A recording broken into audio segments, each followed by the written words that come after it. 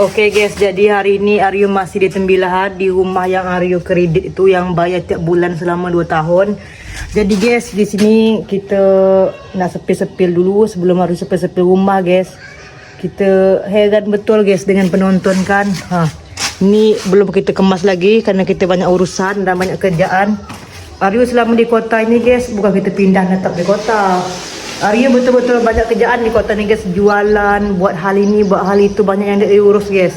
Nanti seandainya sudah urusan Aryo balik kampung. Dah tu guys, selama Aryo di kota, tengok postingan dekat APK sebelah, banyak akak-akak, abang-abang jarang komen tempat itu Aryo guys, atau Facebook Aryo. Tapi akak-akak Aryo tengok kapan dia banyak meradang guys.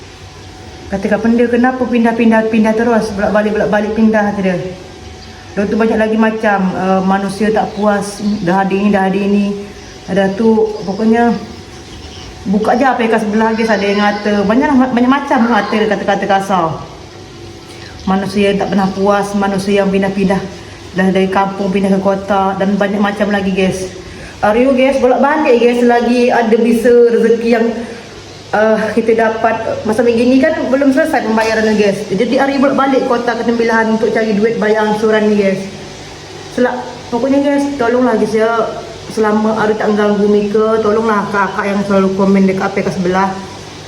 Kalau Mika nak macam Aryo, buat konten, rajin kerja. Aryo bukan buat konten aja, jualan dan segala macam Aryo buat guys. Kerja new pun Aryo buat. Lepas itu kan, pokoknya banyaklah komen kasar akak-akak dan ibu-ibu yang komen guys. Bagian tidak semuanya guys, ada guys akak-akak dan ibu-ibu sokong Aryo, tapi ada banyak yang kata Aryo guys macam tak senang kalau Aryo di kota guys. Terkejut kita guys, soalnya kan zaman Aryo di kampung dulu, orang-orang yang komen itu nyebut kasihannya Aryo tinggal di kampung jauh dari apa-apa, kasihannya ini itu. Pas Aryo ada kredit rumah di kota, kapan dia lah macam sedap hati, macam baru ini Aryo nengok orang guys. Di sinilah Aryo sadar berarti manusia tu, kemarin kan Aryo sangka manusia baik-baik aja guys.